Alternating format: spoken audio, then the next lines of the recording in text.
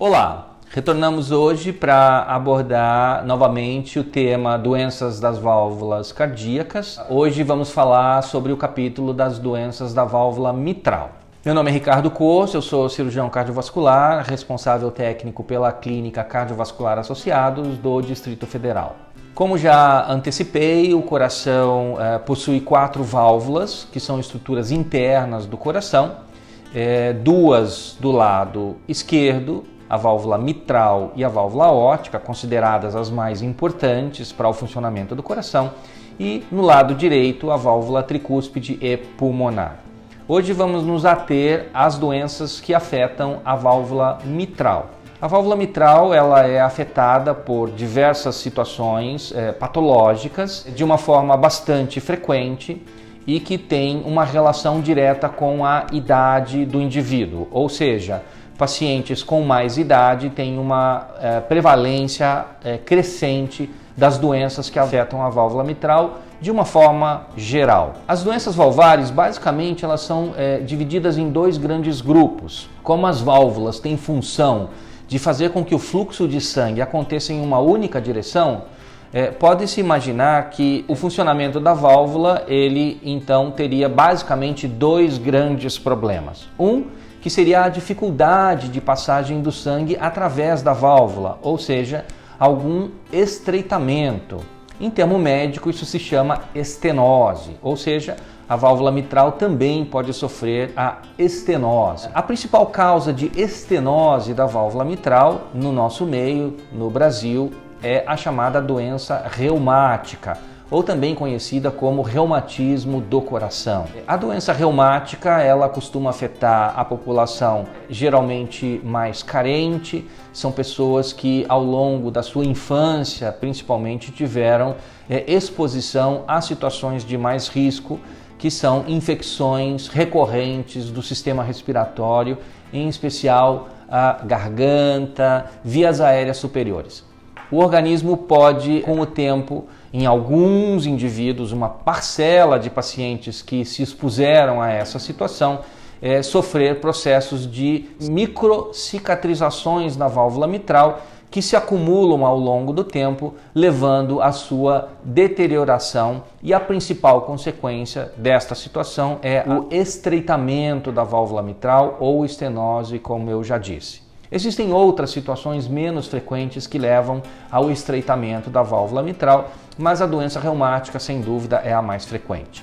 A outra situação que pode-se imaginar é o vazamento da válvula. Este termo, em cardiologia, ele é denominado insuficiência. Então, a insuficiência de uma válvula significa que, através da sua estrutura, no momento em que ela deveria estar fechada, sem a passagem de nenhum sangue, existe um vazamento ou uma insuficiência.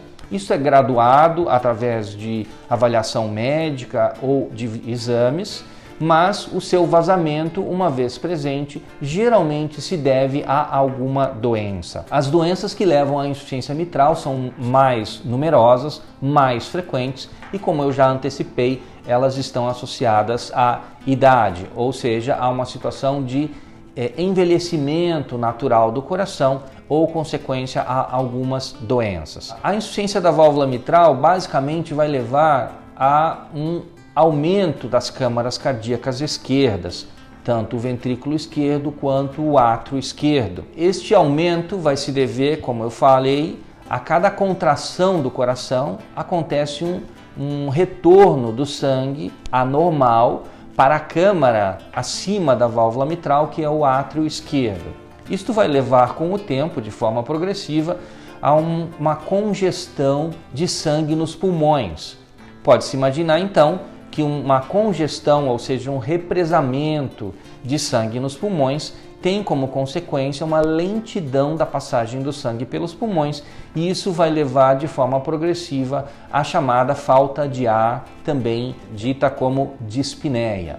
Daí então os sintomas consequentes, as doenças valvares, em especial a insuficiência que eu abordo agora, temos o cansaço, fácil, ou seja, o indivíduo começa a perceber facilidade de cansaço. Todas as doenças cardíacas, em especial as valvares, vão levando a uma dilatação, a um crescimento progressivo do coração.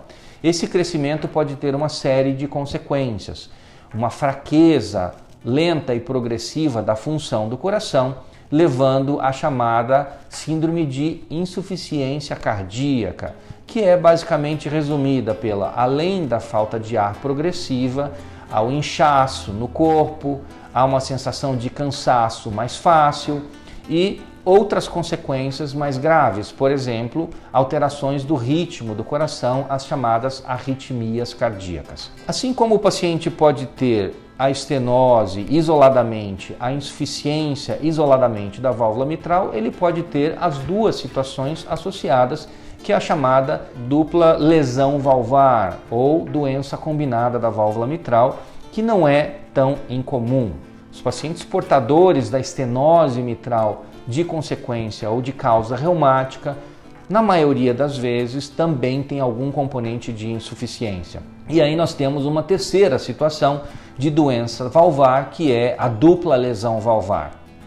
A investigação diagnóstica das doenças valvares, ela inicialmente passa pela avaliação médica especializada, de preferência um cardiologista, que tem todas as condições, muitas vezes, de suspeitar e estimar a gravidade desse tipo de situação no indivíduo, e o encaminhamento para os exames apropriados para confirmação e quantificação dessa situação. Esses exames são vários. O mais comum, o mais importante, o mais básico é chamado ecocardiograma, que pode ser feito de forma bastante simples. É um exame não invasivo que utiliza recurso de ultrassom e o médico especialista faz uma avaliação e registros de imagens, e com isso ele consegue quantificar a gravidade da doença e consegue retornar para o médico qual é a situação real da doença de cada ou da situação do indivíduo quando é feito este exame, dentre outros que também têm sua importância, sendo o ecocardiograma mais crítico. Uma vez diagnosticado o problema, o cardiologista terá então por função avaliar a necessidade ou não de algum tipo de procedimento para este tratamento, além de medidas clínicas, em especial uso de medicamentos para aliviar os sintomas do paciente.